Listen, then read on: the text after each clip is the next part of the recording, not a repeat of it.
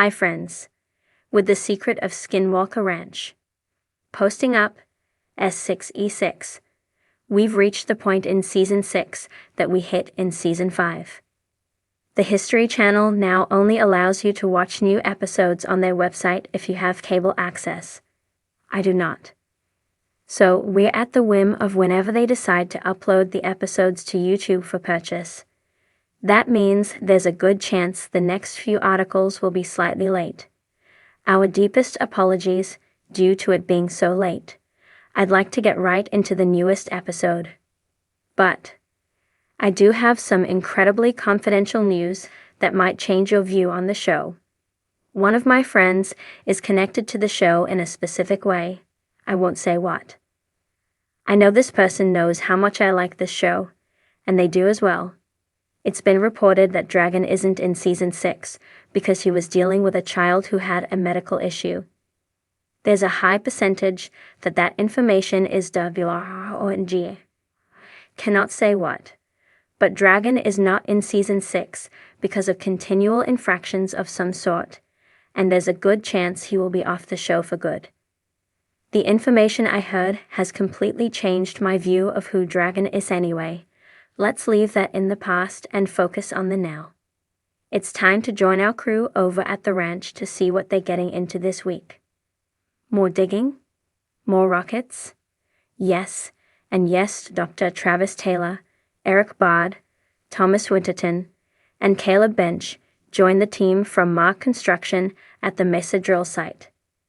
The drilling team is preparing to start Borehole 2, which is about 45 feet to the west of Borehole 1.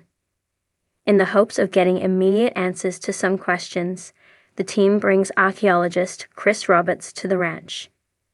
He will be inspecting the spoils as they drilled out of the mesa. Chris plans to set up at the spoils truck with a special screening rig and a metal detector.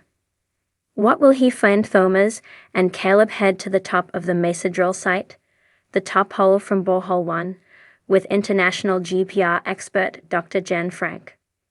Previously, Dr. Frank had been on the ranch with some GPR equipment. They show Dr. Frank the top hole of the borehole, and he devises a plan. Dr. Frank had designed a compact GPR device that can be fed into small caverns and spaces. He had originally designed it to be used for the exploration of Egyptian pyramids. They get the device ready and start feeding it down Borehole 1. Caleb starts to feed the device down the hole. At around 72 meters in, they hit a blockage. Given the issues they had time and time again, that doesn't seem out of the norm.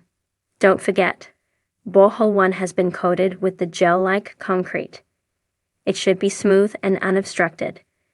They decide to pull the GPR device out of Borehole 1 and use the information they were able to Skinwalker Ranch Command Center, 8:30 a.m. the next day. Dr. Frank meets back up with Travis, Eric, Caleb, Thomas, Jim Royston, and Sam DeRiso at the command center.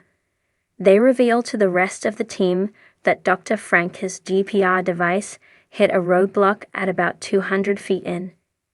That's roughly 1/3 of the way into Borehole 1. Looking over Dr. Frank's data reveals something that could possibly validate some hypotheses they had. On the left side of Dr. Frank's data is the device's entry into Borehole 1. The first 60 feet of data show nothing, as expected. But at 60 feet in, the data captures a possible metallic reflection. Then, at roughly 150 feet, the GPR device shows another metallic object. This is notable because it validates some of the ideas posited that a metallic object is the anomalous object inside the mesa. Also, there should be no metal inside a sandstone mesa drill site. 10:39 a.m. Thomas and Chris are prepping the sifting area when Kyle Blair, foreman, Mark Construction, radios. Kyle tells the team that Easton isn't getting water in the pit. They ask Alan Bearcat Dosh to blast the water. But there's nothing coming out of the hole. Travis thinks the water is disappearing inside the mesa. Thomas runs over to the mesa drill site. Bearcat tells them they're 85 feet in the mesa and have lost 250 gallons of water. Is there a void inside the mesa? They decide to keep drilling and hope to come out on the other side of the supposed void.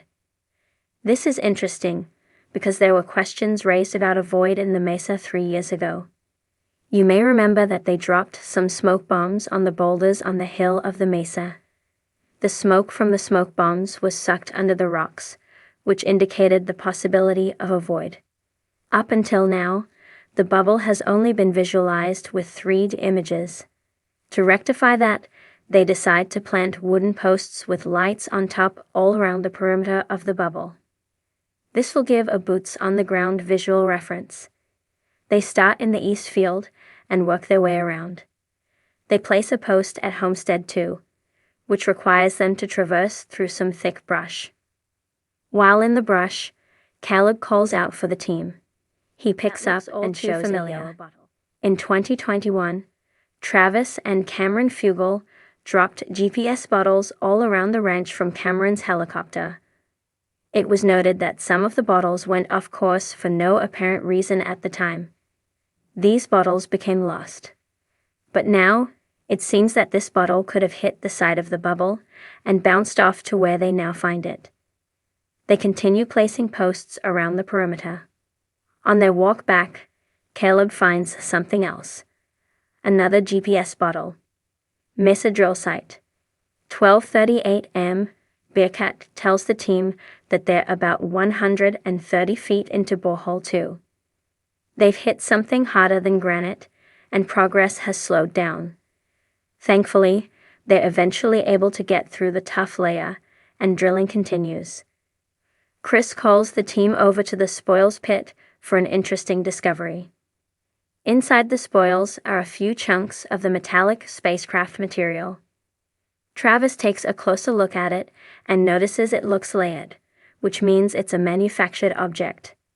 Homestead 2. 7:27 p.m. Technologist Pete Kelsey is back for this experiment.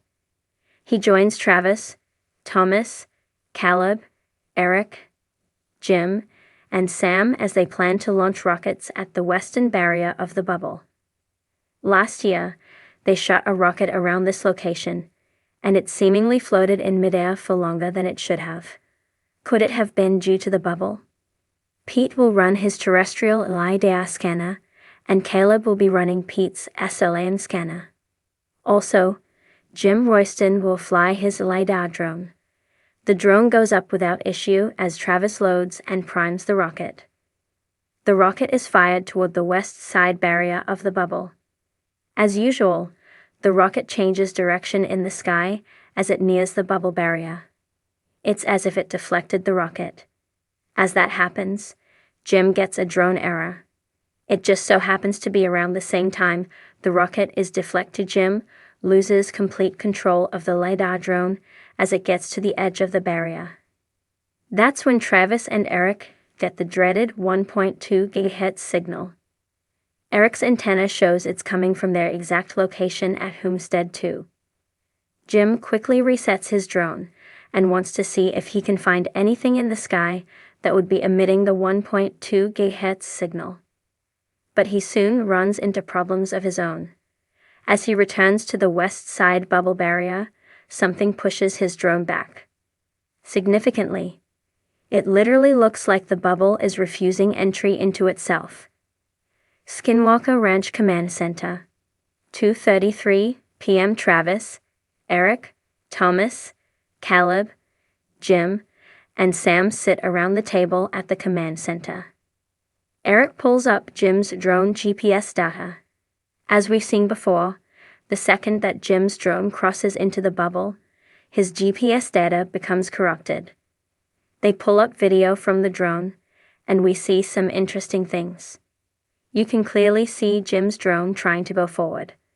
Somehow, the drone is being pushed back in a way that looks like it's hitting impenetrable cling film. Also, there's something interesting about the drone's home point. You can see the little S mark on the drone's HUD, which stands for the home point.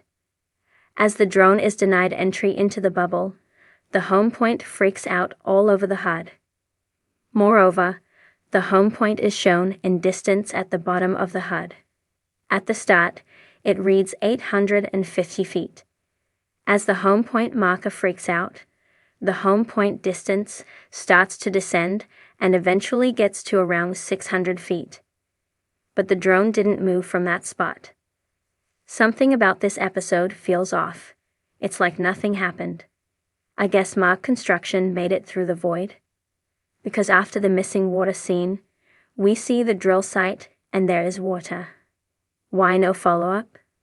The experiment on the west side of the bubble also seems half-assed.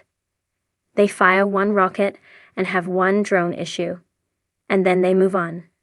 They have all the control data they need. So why not do something that would have a greater impact on learning more about it?